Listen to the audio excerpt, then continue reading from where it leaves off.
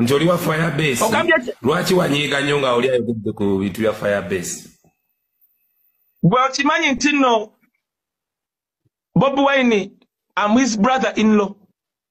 Did you know that? Mbadde simanyi. Kakati woba oyagala genda obuuze. Kubanga abamu munnaye bagamba tubeesibako. Gwe genda obuuze mukyala we, buuza Dance Vibes, buuza Eddie yawe. Kati ongambe nyiige nnyo. Gwomanyi Bob Wine byankolera. It's my brother-in-law, a real brother-in-law.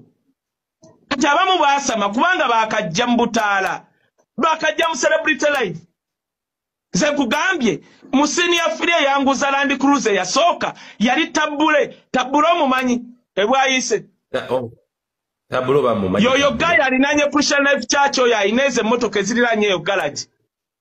We wali okola naye nga tomanyi bagagga baawo naawe.